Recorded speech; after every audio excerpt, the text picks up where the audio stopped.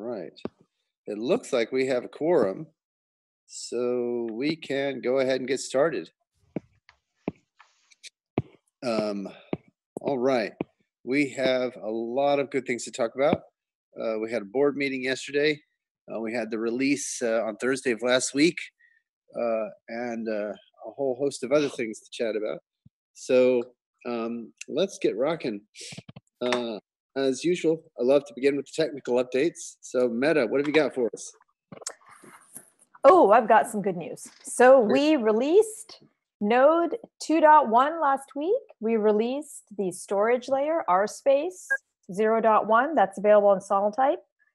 And I'm very pleased about this release, right? This release makes available a Rolang runtime environment, as well as the communications improvements, right? So we're bringing pieces together into a single package, which is what was always the vision, to have one node to do it all.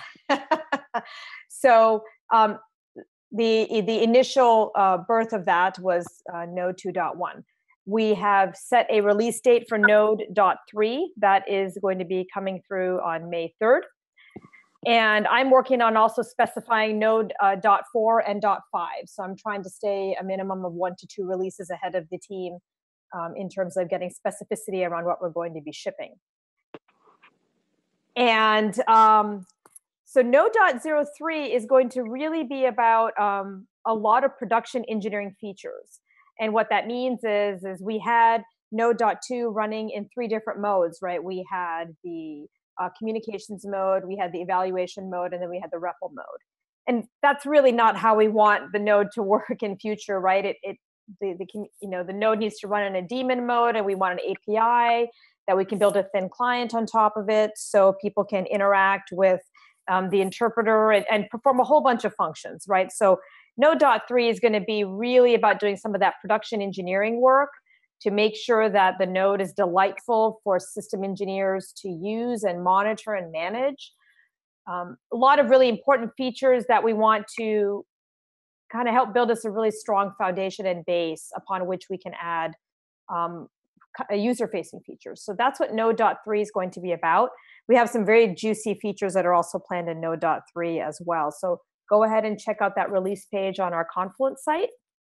Let's see, the Rolang team, we have started work on prototyping our consensus implementation. So that's very exciting. I'm very happy to report that. Kent and Michael are working on the message protobufs.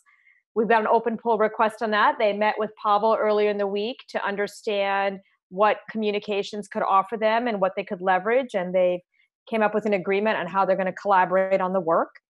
And they have a work plan in place over the next couple of sprints, how to get consensus working, in so much as we will be able to understand what the data structure is for the block, have the different message types, layout, the data structure for the communications messages that will be going across the network from peer to peer. Very exciting work happening there. We're also got good bugs coming in on the interpreter, and Kyle is aggressively fixing those. And we've got some specifications and discussions planned around the cost model. So again, thinking several releases out in the future, we want to really understand what the cost model is going to be for the RChain platform and get that specified so we can start putting implementation tickets in place. The Node team is focusing on the Node API, marching towards a 0.3 release. We're adding those features to support production engineering. And the Node Power Box is done. So one of the big customer-facing features is the Node Power Box is part of 0.3. And that gives Rolang access to the standard out and standard air channels. As you know, Rolang only sends messages across channels. And in order to create any side effects on the hardware or on the machine, we needed to create the notion of this system power box and these channels. So that is in place. As of Node.3, Rolang will be able to send messages to standard out and standard air. So very excited about that. The Rosette team is working on the last few opcodes. So we're very close to being opcode done for the transition function.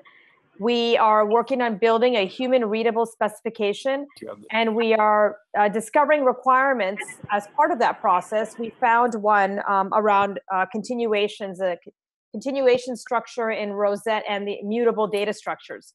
So it fell out of the way we were doing the translation. So we're going to have to go back and refactor some parts of the translation in order to address that. And we are anticipating that we're going to hit a few more bumps in terms of specific requirements in Rosette to support the RChain blockchain and the RChain architecture. So hopefully we can suss those requirements out quickly, so there's limited risk to the project, but I still do believe that we're going to have a few more gotchas on the VM. The date for the transition function remains the end of May. I suspect that might even slip out to mid-June, given what we're learning about having to refactor some of those, some of the translation. The website, developer.rchain.coop, we've got the latest releases up there along with the documentation. There's tutorials and links to the software. It's an easy one-stop shop way to get everything you need to experience those new releases. And if you find an issue, we absolutely want to hear about it. File bugs in Jira, work with the forum. Known issues are going to be posted up on the forum. We've got some moderators in place now, moderating those issues and escalating them to the dev team. So please do use those tools. It's much better than the free-form Discord chat mechanism. And Jira, Atlassian, we've got an open source license now, so you can create an account if you wish. Just register.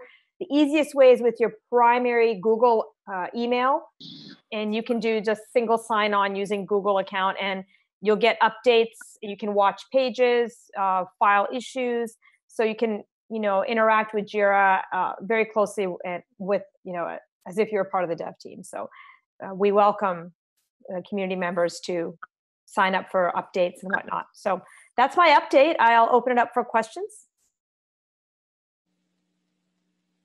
There's a lot there. I talked for quite some time. No, I mean, Meta, this is just really good news. Apart from the transition function, but other than that, it's going really well. It's great to see the progress. And hey, Meta. Go ahead. Oh, go ahead. Go ahead. No, after you, Jonathan. So Meta, I'm super excited about actual implementation of consensus mechanism. Can you provide a bit more color about how far that's going to go with the next release? Sure. So I'm not completely sure if we will have a working consensus mechanism as part of Node.03. It's tentative in Node.03 right now. We're going to be pushing as hard as we can to see what we can get done. What we will not have is the rolling portion of consensus working. We will have the lower lying, what I'm referring to as the Scala implementation. So there's two pieces to consensus. There's the low-lying piece where messages are being sent across the network. It lays down the block messages, the messages that are passed and forth with history and rollback. Those pieces that's all going to be authored in Scala. The rolling portions are going to be like the bonding and unbonding and the validator portion. I don't expect that to be available in Node.3, but I do think that you will be able to see, for example, the block structure, right? I don't know that we'll have an actual blockchain, but you will be able to see the block structure. We are planning on implementing a mechanism where you'll be able to see, when a block is created, you'll see it like appear on the console or in a log message. So we'll have the protocol kind of working, but you won't actually have a blockchain per se as part of Node.3, but you'll see the underpinnings of the consensus algorithm in place, if that makes sense. So the messages will be going back and forth, right? You'll say, for example, you have a block proposition message, and then you'll see the data contents in the block, by example, right? And this is what the block looks like. But there won't actually be a blockchain. that answer your question? That's super. That is super. Thank you. Yes. Right. Awesome. Great questions. Yeah, we're excited. We're going to get as much of this, as much of the implementation above the line as we can. I do understand that it's a little bit difficult right now, given the state of Rolang, for some of the stuff that they're working on. So, yeah, I can speak to that a little bit. At the moment, we are still fleshing out the language features of Rolang. One of those language features is the ability to call methods on a process. That idea of a method on a process is necessary for getting, for instance, the nth element of a list.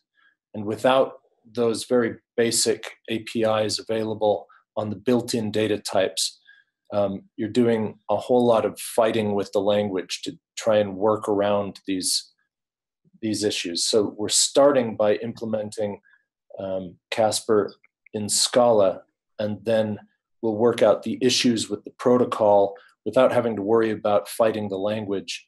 And then we'll start moving stuff over into Rolang once we've got all the details nailed down. And out of curiosity, where does Ethereum stand with implementing Casper? I have no idea. Okay. Totally fair. I could answer a little bit about that. Last I heard, they have a test net of about 15 nodes running proof of stake. I don't know that it's Casper, but so that's the last I heard. There's an unfortunate name collision there. Yes. Vitalik has a protocol that he calls Casper. It is different from the family of protocols that Vlad Zamfir calls Casper, and we are using one of Vlad Zamfir's family of protocols. That's useful. Thank you. Awesome. Any other questions about the development progress? I see something in the chat here about a lot of questions about storage. Okay. From Lawrence. Lawrence, do you want to speak to that? The questions you're getting on storage? No, generally, just how are we going to support it, and what are off-chain or other connections to storage that we can provide? So it's in the form of, here are requirements, and we can take that offline, that people want to know how will RChain support it, because they're very excited about it. Oh, okay. Well, it's an open source library, so people are welcome to fork it and use it as they wish, right? Our goal. I can say something about that too. Sure. The phlogiston that is used to power the computation on the blockchain has multiple axes. One of those is paying for storage. When you deploy code, whether it's a contract or whether it's a message sent to a contract onto the blockchain, you have to pay for the validators to hold on to that. If you run out of storage phlogiston, that portion of the term gets archived, and there's a hash of the term published to the blockchain. You can unarchive it by providing the original code, and they'll verify that the hash matches, as well as a proof that it hasn't been unarchived before. So long as you are paying for the storage of the term, it's just any other part of the term. So now different regions, the validators in different regions will make different guarantees about how much storage any particular validator has available. And those validators will start rejecting code when there's no room to put it onto their blockchain. But that's something we'll address later. We can also charge different amounts based on how large the thing is. So make it exponential in the size of the term you're deploying. So people can't just show up and want to deploy a petabyte onto the chain. Now there's a separate way you could think of storage, which is charging people for a storage service. The data itself would not be stored on the blockchain, but payment and management of that data would be done in a dApp. So Mike, that was incredibly useful. Can we get maybe 100 or 200 words or point us to something so we can replay that? Because the question comes up a lot and just goes to the people who are trying to build dApps and not necessarily trying to get on into, how can they rework it? Maybe we can take that offline, but that's fantastic. Yeah, that will eventually become part of a popularized account of RChain. We're still working out the details of exactly how all this gas stuff is going to work.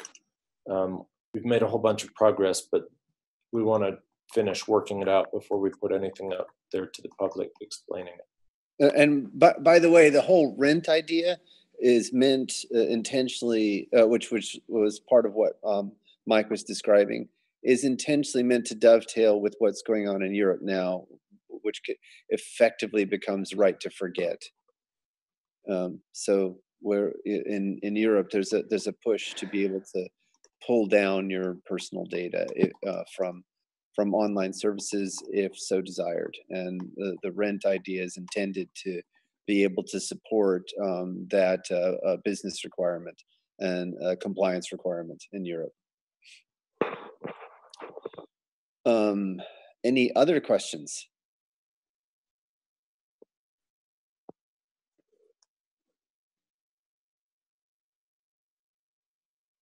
Going once, going twice. All right, so we can move along. Again, I'm really liking this format so far of getting updates now from Pythia and Reflective. So who wants to go first in terms of updates on what's going on with the companies that we're getting up on RChain? So I'll go real quickly. I'm talking to a couple of limited partners in the Valley who are looking deep into not only investing, but now into industry perspectives around insurance and the airport industry. I met with one of the airport industry groups, and they will be looking at prototyping something that is a very specific and excellent use case for RChain. I'll digress for 30 seconds. Just imagine that you're traveling to a foreign country and the local governments have put, with your permission and the right protections, your biometric information into a blockchain that is segregated for them and then is being shared with the receiving airports, country officials, and airlines, again, with your permission, that they can then share. So it is I would call it a classical, if we could say that, case for RChain where we really shine. So those are some of the things that we're in discussion with, so I thought I'd put that out. We're talking to 2 decentralized exchanges about how we can bring them into RChain and continue to not only build out what we're doing, but really create some liquidity in markets, and that'll be obviously for later on. Discussions with other digital properties are ongoing, so we've got about 3 or 4 more new opportunities in the pipeline for us. And that's it for this week. Sweet. Thank you very much. And you have Chainami sent Yeah, I don't think so. Unfortunately, I left a voicemail for Charles. Haven't been able to catch him. So we'll do it another time and give the community back the 5 or 10 minutes. Okay, very good. Yeah. Hey, this is Ed. I'll be happy to give a really brief update. I'm at Internet Identity Workshop down in Mountain View, California.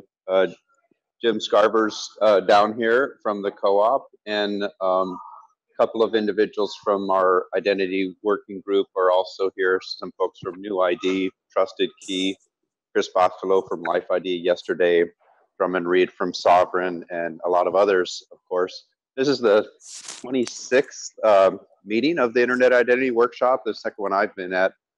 Blockchain is a big topic in the breakout sessions. I'll taken a lot of the input from these sessions and discussions and going to present them at the developers conference in Colorado in a couple of weeks. So really look forward to that conversation, and a lot of great clarification from the questions of the do's and don'ts of identity on blockchain. So it's a really exciting set of topics and establishing a lot of connections. In addition to the product companies working on identity solutions, there's also a lot of companies, enterprises adopting. So that's quite interesting as well. So there's a brief update. Great. Thank you, Ed. Good. Reflective? Hey guys, this is Greg Heiss. Quick for us, we've got, I believe it's 8 companies are in the final stages of due diligence right now. I overviewed a few of them last week, so we're getting excited to wrap those up here in the next week or two. We had 5 or 6 new ones that came in over the last, since we talked last. Some of them, 2 of them in the health segment. One is a voting mechanism. We've got one in travel. We've got a couple of music plays. Greg, you sent me one of them from Fabian, I believe it was, that Rudy and I talked to yesterday. So there's some interesting plays that are happening there. We've got press releases that we've got on sort of a cadence that will start next week. Of every 2 weeks, we'll start sending out releases with the portfolio companies of probably highlighting 4 of them each time. Of course, I'll update the community as those come, more updates and who those and the identities of all of them.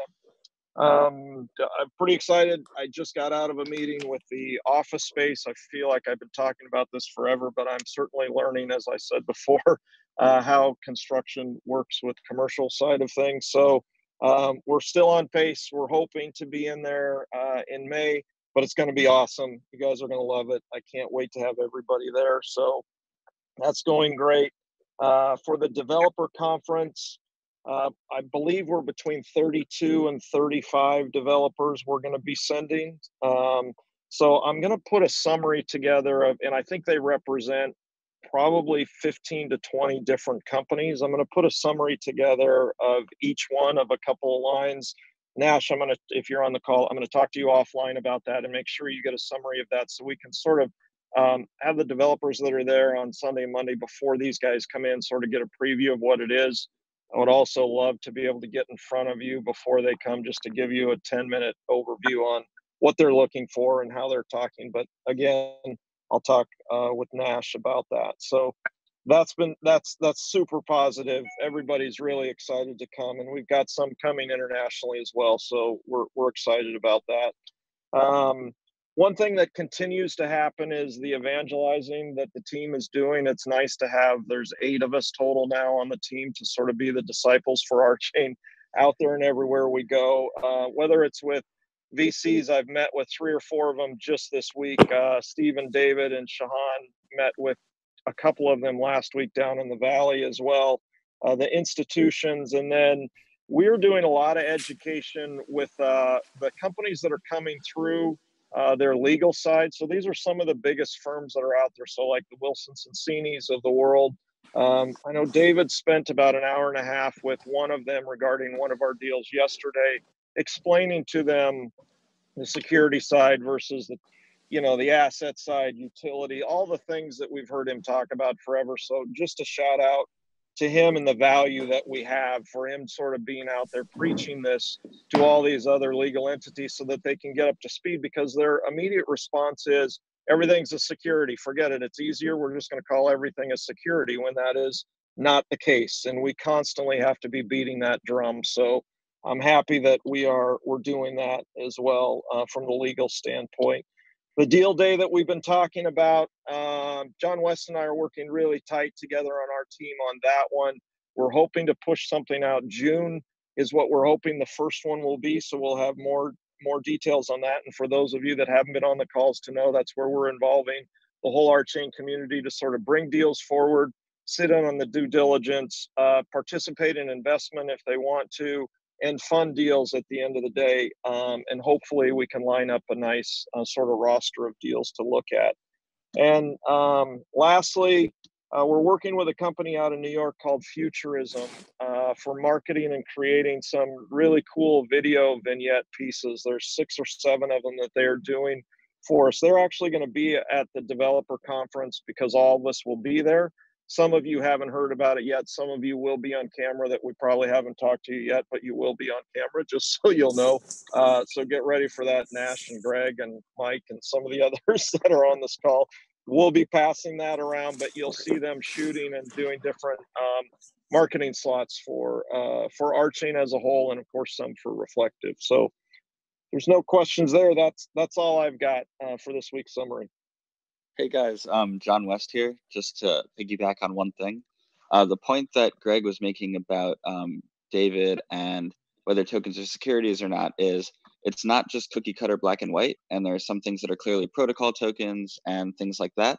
And there's a strong edge just to be very thoughtful about what is a security, what's not a security, and then making sure that like potential investments think about whether what they're issuing is a security and what not. And what we've been seeing is a lot of weakness around other law firms in the way they're thinking about these things. And when you actually put the pedal to the metal and ask them to explain their thinking, you can come to drastically different results that we've found beneficial, like going the extra mile and like really thinking through these token structures. Absolutely. And in fact, one of the things that I want to start pushing kind of mid-year is really taking the discussion to the regulators. I don't want to sit and wait for them to come to us, and we're just sort of the next project that they want to make an example of.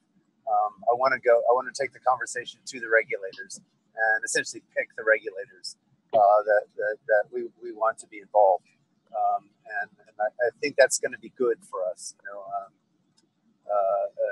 Taking the bull by the horns, I think is the phrase from the Mbira music. So that's what I want to do. And Greg, to your point, there's a lot of things that are now that it's very popular to call things security tokens, but we have seen that there are certain things that are clearly commodities, whether that's Bitcoin, whether that's Ethereum, and just building out differentiation and being really sophisticated how we think about those things, and especially with RChain, we just can add a lot of synergies and a lot of help really shaping those conversations. And we're doing it from a real position of power. Absolutely. No, I absolutely agree. And I think the regulatory bodies will appreciate, a thoughtful and considered approach that has that sort of shines a light on some of the nuances. So I think it's going to be much to our advantage to do this. And Greg, go ahead. I'm sorry, Greg. No, I was just going to say, and I'm sure you're aware of this, but David is in front of this now. I know that we met with one of the regulators or one of the attorneys that did write the bit license regulation, for example, in New York, and we are on top of that now with his suggestion to David, and he may be partnering with David. I'll let him speak for that on pushing something forward to the SEC that gets ahead of this, so that they have who knows, maybe they'll even write an opinion on it. I don't know if that could happen that soon, but to get ahead of it, as you said, 100%, we need to do that, and we are working on that now. So great point. Awesome. So the CFCC came out recently and basically said, if the SEC isn't regulating it, we're going to. Yeah. Are you working with the CFCC at all? Yeah, I know David's fully aware and he's on top of all of that. I don't want to speak for him. He is addressing, and he's got a spot at the developer conference, I know. So he's going to be talking to some of that. So yeah, he'll be addressing that, guys. Yeah, absolutely. So very good updates. Let's see, is Kelly on the line? Is Kelly Foster here? I don't think so. Let me go check if she's in the office. Okay. Got it. What I would hope to do is to talk a little bit about the developer forum, and because it looks like we are Meta. Check me on this, but I think we have finalized the agenda. Yeah, and Kelly isn't. She had to go do some things, so she's not. Okay. No worries. Would like to talk a little bit about that, the finalized agenda. But I'd like Kelly to be here, so we'll push that to another time. If I could just mention something, Greg, real quick. For those people who are listening right now online, the stream is down because I'm getting like half a megabyte upload and 150 megabyte download. So like it's like I'm not getting anything out, but we're still recording, and I'm going to upload it right afterwards. So just for everyone who is potentially watching, like it's going to be like really choppy and laggy online. So I apologize for that. It's not my fault. It's Comcast. So sorry. Yeah, it's not to worry. But thanks for bringing it to our attention, Christian. I really appreciate that. So we have a lot of exciting updates from the board. Kenny, do you want to talk about some of the items that we had talked about on the board? Sure, absolutely. So this board meeting, as we were continuing to kind of fine tune our process in terms of how the board works together. It is a very large board, so it can be a little tricky to get on the same page, but we're making good progress on that.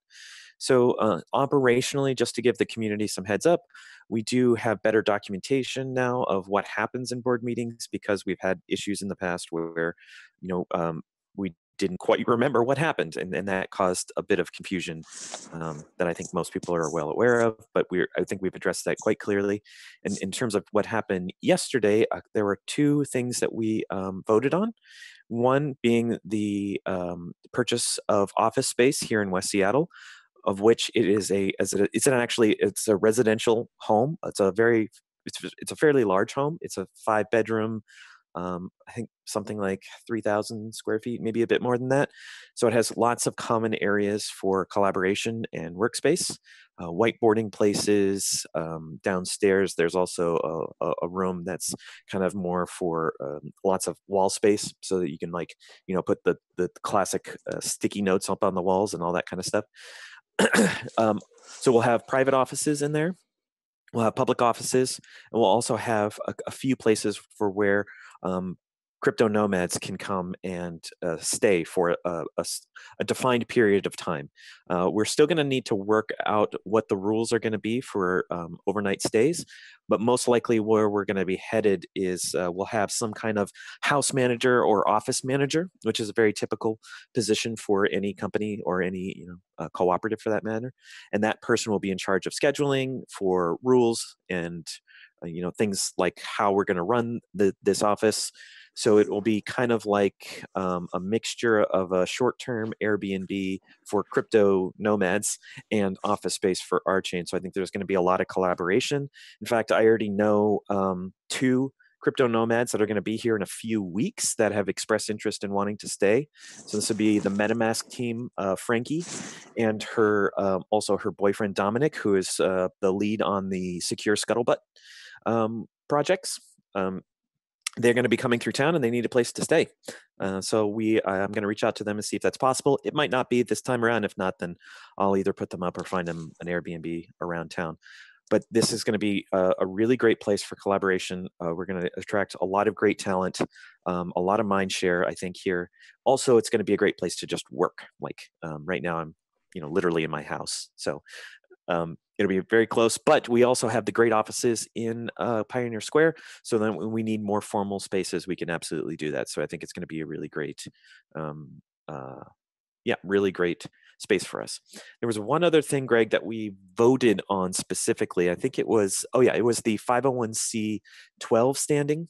Or we had to amend the bylaws in order to, I think the biggest thing is that we have to have 85% of the co-op's revenue must come from the membership. So we'll figure out what that actually means. We'll submit the paperwork for the 501c12, which is a kind of a unique status for an organization. But if we do get that status, then we'll have some tax relief, at least for the short term. If not, then we will just, make it work in terms of our USD tax obligations. There was also a number of other items that were on the agenda, but that we didn't have a chance to get through just because some of the members on the board didn't have a fully enough time to review the documents, which were somewhat large. So this would be we have currently a marketing plan, which I think many, many people are very aware of because there's been a lot of talk and collaboration on this. And then the last one is in a letter of intent with the exchange called LICA. So those two documents are in front of the board. So we did agree to meet and vote on these proposals on Friday. So that will happen. And then just as a final point, we have a lot of informationals that are happening now. That the board is being informed about things during board meetings that we're not actually voting on. So we did have a process, or our previous process was a little clumsy in the fact that we weren't always well informed, or all the members of the board, because we do have some outside board members. They weren't quite sure exactly what they needed to follow and what and when. So we're trying to get ahead of that now, and we're also considering getting some help for the board.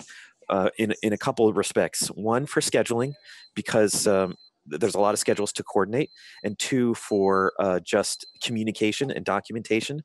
So right now, we don't always have all of the documents ahead of time, but we do have a commitment to the board that the board has at least 3 days notice. So in order to get that organizational piece kind of more tightened up, we're looking for some help on that. So if you know anybody who would like to help coordinate some board activities in terms of scheduling and distribution of documents, please let us know.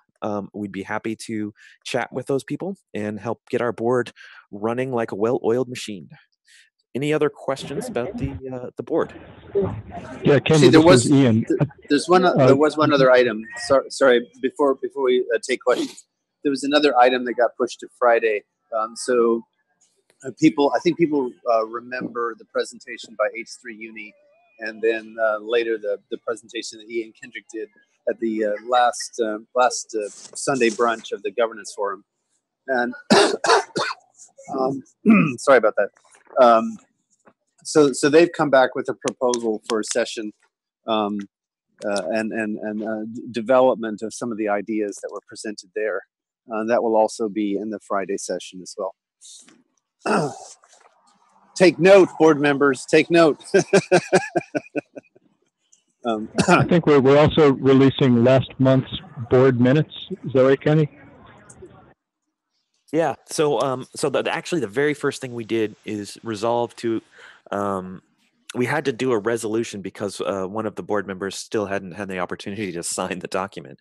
So we made a resolution with the quorum that we had so that we could release the documents even without the last signature. So yes, we did do that so we can release that.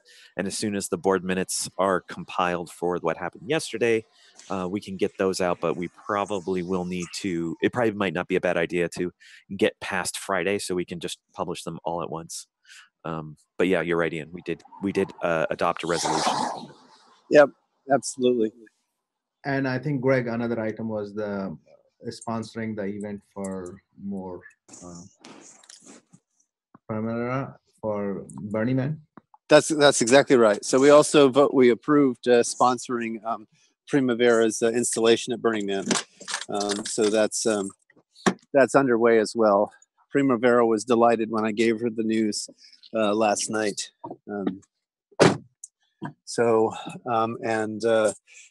I don't know, Kayvan, are you on the call? Were you able to make it? Hi, yes, I am. This is Kayvan. Hello. Awesome. Great. I'd like to introduce you. So Kayvan is another developer who's working for the co-op, and he's going to be, sorry about the noise there, I'm just hopping into my car. He's going to be helping with the development effort for Primavera's installation. Perhaps people know about the Plantoid project, but we're going to be doing a Rolang implementation for the next installation, and Kayvan is going to be helping with that. So in part, this is a marketing effort, getting thought leadership on to know more about RChain, because that will be part of a Burning Man camp there. RChain will be a part of Burning Man camp, which I think is going to be very good. But also, it will provide some significant pressure on the language features. So in the same way that the Casper stuff is now beginning to provide pressure on the language to get certain features nailed down so that, you know, we can have methods that make it easy to write code. This effort is also going to put pressure on the language so that we can get, you know, have functional programs that do actual fun stuff. And so that's what Kayvan is going to be doing. Do you want to say anything about yourself, Kayvan? Yeah, sure. So thank you for the intro. I live in San Francisco. Be happy to come to Seattle anytime need be. And I really am excited to join the project. I'm a Scala developer. Been doing Scala for about 5-6 years here in the San Francisco Bay Area, mostly in San Francisco. And joined the Discord just a few days ago. So it would be glad to hear from anyone. If there is anything I can do, please let me know. In the meantime, I'll probably ask a lot of repeated questions from everyone till I start learning the platform. What camp will you be involved with? I don't have that information just now, but I'll be posting that soon. But you can always reach out to Primavera, who has that information.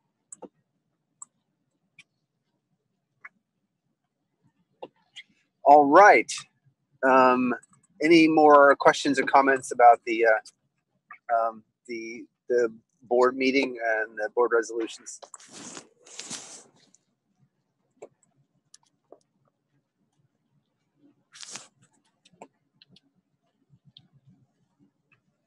Going once. Just want to make sure people can hear me. Can people hear me? Yeah, we can hear you. Okay. Yes. Awesome. Going twice. Okay, very good. So with that, let's see. We've we've made a huge amount of progress in just a few short weeks. I'm happy to open it up to more general discussion. Let's see, how much time do we have left in the hour? About 17 minutes. Oh, wow. Well, that's great news. That's wonderful. So we were able to get through this mountain of updates and still have time left over.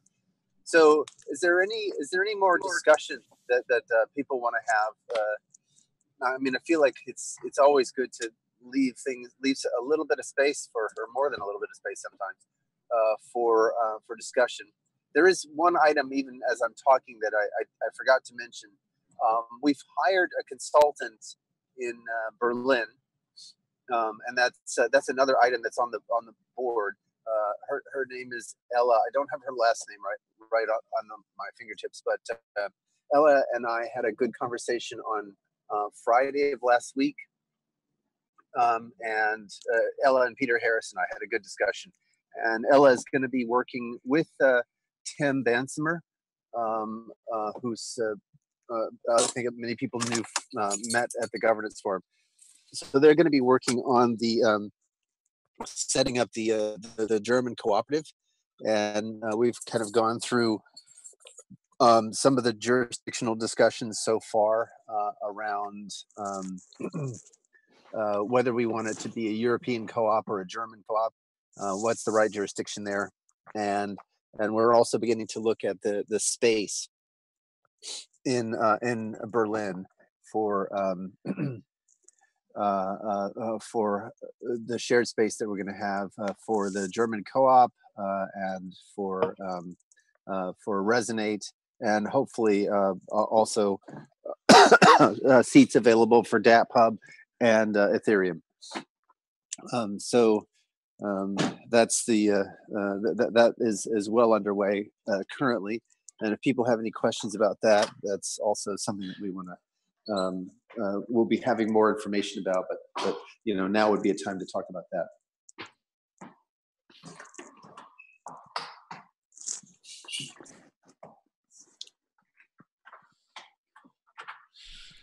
Greg, I have a question regarding Zoom, if that's okay.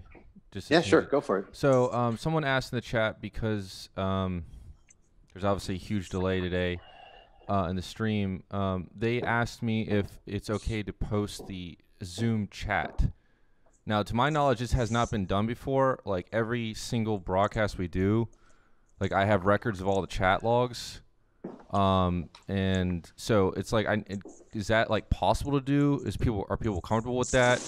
Because like these are obviously transparent meetings, so like I don't see a problem with it, but I just like that's a general question for like the room now. Yeah, I'm totally okay with that. Does anyone have an objection to that? It's on YouTube anyway, right? Well, yes, but the chat logs in Zoom are not posted anywhere. It's private to this room. Now, obviously, this meeting and we're talking, everyone can see us, but like what is being talked in the chat room, you know, last message was welcome. You know, most of it is you know, just people talking, but you know, some people want to read that. So yeah. Okay, cool. For sure. So who should I send that to? Should we send it to a Google Drive link or? I have a question. If there are private messages sent in the chat log, I assume they are only visible to the party sending and the party That's receiving? correct. That is correct. Yeah, that won't be published. It's only the everyone channel that would be published. Okay, so I think it's important then to respect individuals' privacy if they have you know, tentative questions, exploratory, poorly formulated, whatever, that at the beginning of each recording, that the fact that the everyone channel is being captured is known to everybody participating. I can post a message before every broadcast, like warning people, you know. Not warning, advising. Okay, yeah. Advising, yeah, sure. This is like the whole system here is being monitored. So okay.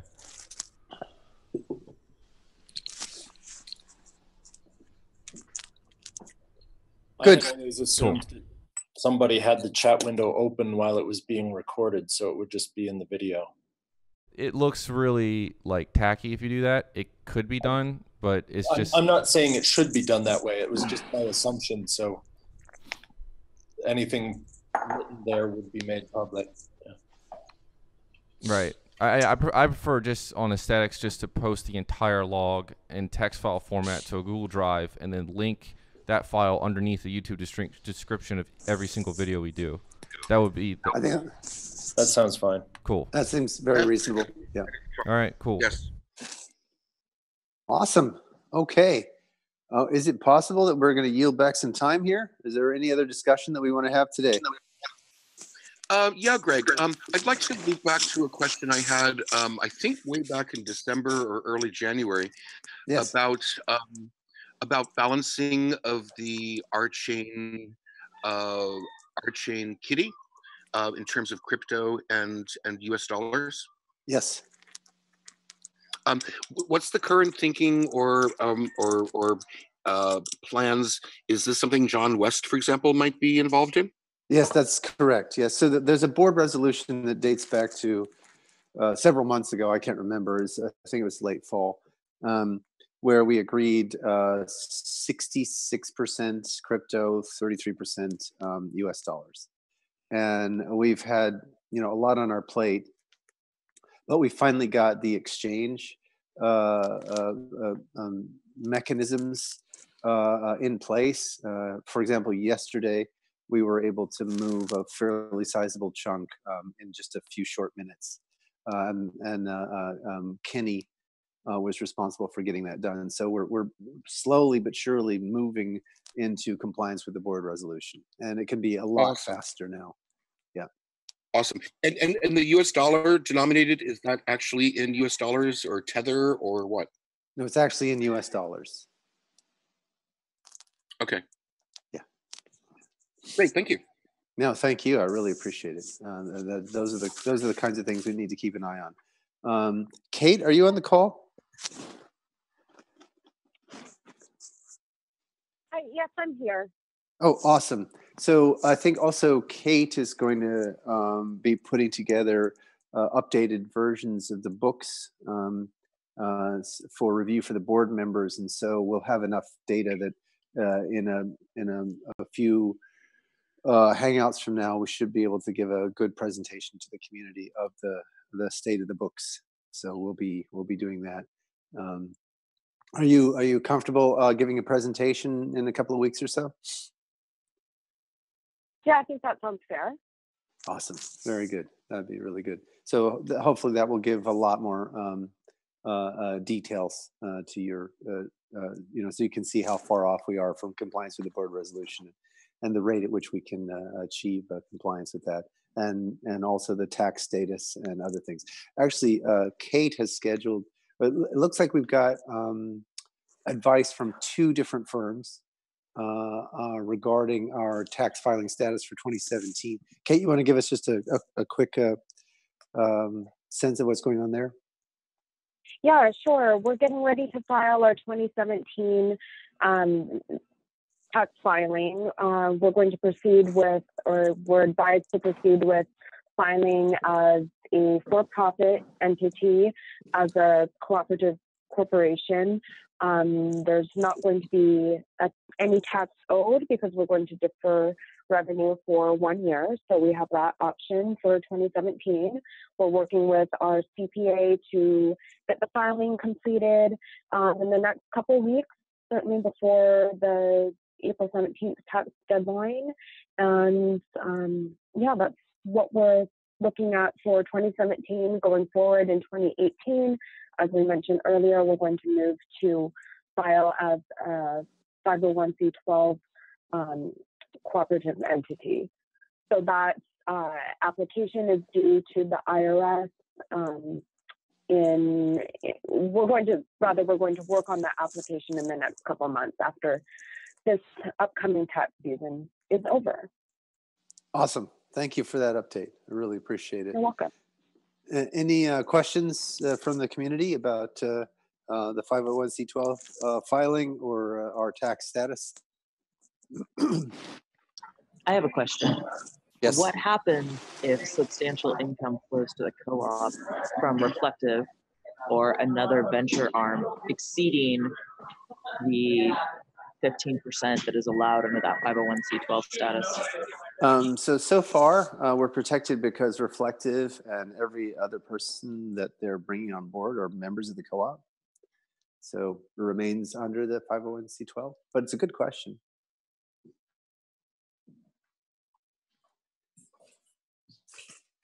Does that answer your question? Mostly. Sorry, I'm not in a great spot to be. There's a lot of background noise. Yeah, no worries.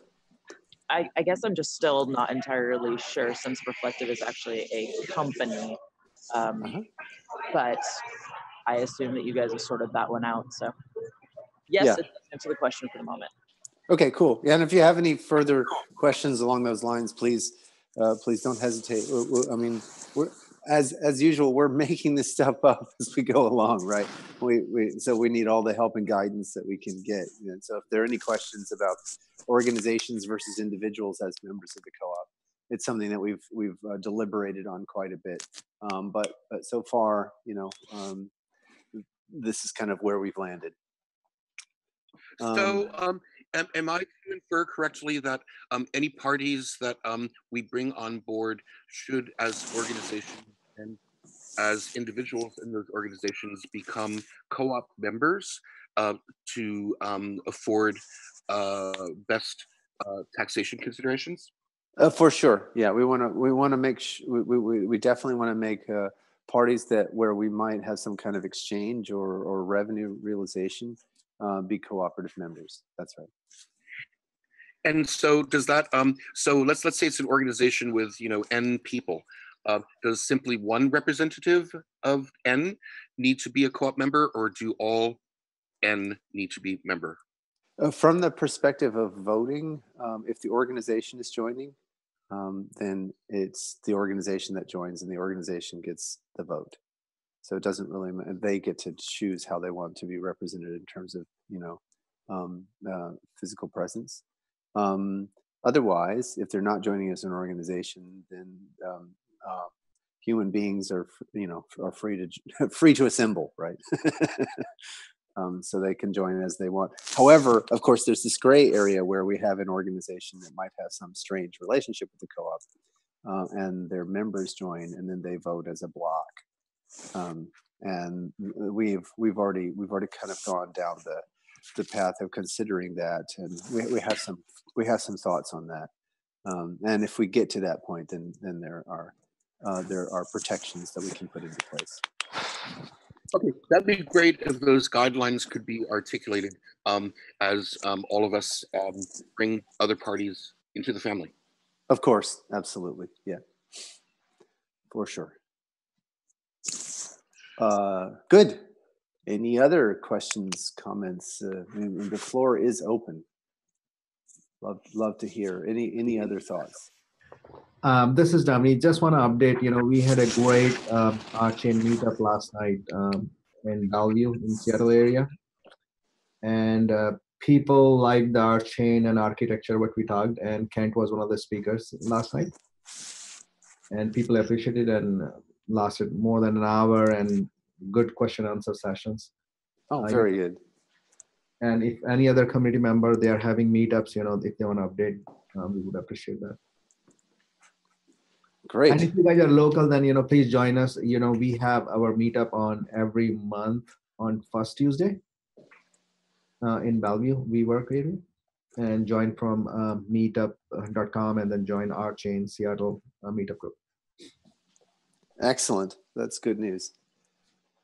I've also a question. Yes. There's a request of Forbes this year. It's a financial magazine to give special attention to RChain and blockchain in general. So I wonder if we could make this an issue in the bounty application. Sure.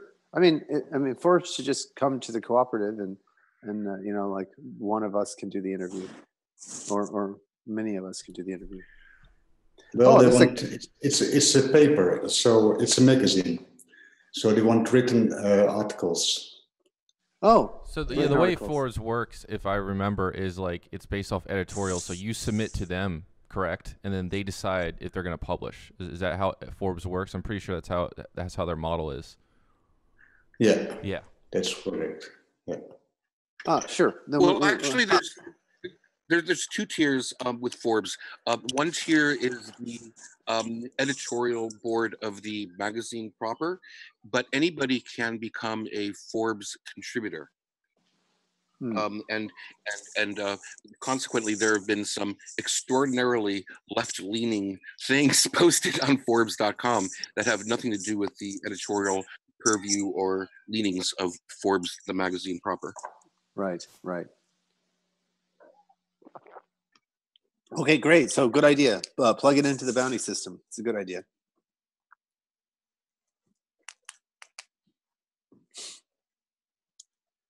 All right. Have we covered most of what we wanted to cover today? Nice try trying to yell back 15 minutes, Greg. Hey, well, I am really happy to serve the community in terms of asking questions. I've got another meeting I've got to jump over to, which is our project planning meeting. But I really enjoyed our conversation today, and looking forward to next week. And I do hope that everyone on this call is headed off to the developer retreat in Boulder. And I really, if you know people that are on the fence about it, just tell them to come. It's going to be a really, really important event.